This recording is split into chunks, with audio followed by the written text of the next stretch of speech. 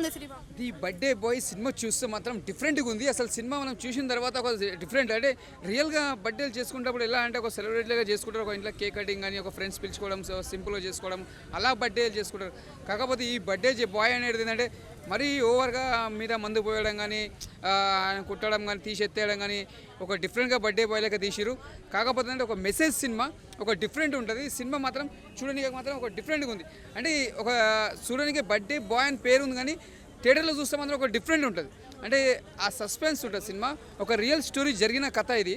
అంటే దీన్ని బర్త్డే చేసుకుంటప్పుడు ఒకటే రూమ్ లో ఉండి ఆ నలుగురిని చూపించినప్పుడు బోర్ ఎక్కడ కొట్టలేదా మరి మీకు? అదే కదా, అదొక చాలా తీయడం గ్రేట్ డైరెక్టర్ గారు. ఒక సినిమా మొత్తం ఒక రూమ్లో తీసిండంటే మాటలు కాదు, చాలా ఒక డిఫరెంట్గా తీసిండు, చాలా బాగా తీసిండు.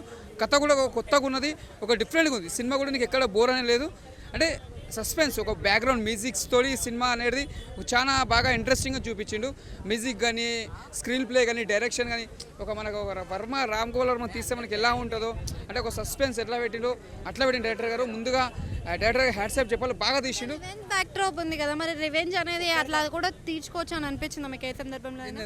రివెంజ్ బ్యాక్ డ్రాప్ ఉంది కదా ఇది. ఓకే, సో రివెంజ్ ఎలా అనిపించింది మరి? అంటే రివెంజ్ అండి, అదే ఆయన వాళ్ళ చెల్లెని చంపాడని ఆయన చంపాడు కదా, అది రివెంజ్ ఎలా అనిపించింది?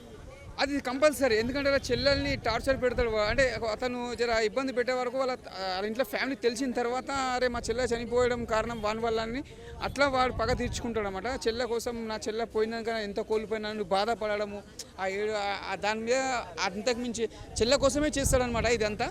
అది సినిమా మెసేజ్ బర్త్డే బాయ్ అని. సినిమా మాత్రం చూడండి, ట్రైలర్ చూసినాక మీకు అర్థమవుతుంది. బర్త్డే బాయ్ అని కాదు, చూసినాక చూడండి. రియల్ లైఫ్లో ఇలా జరిగినాయి కాబట్టి కథ ఉన్నది. చూడండి, సినిమా మాత్రం బాగుంది.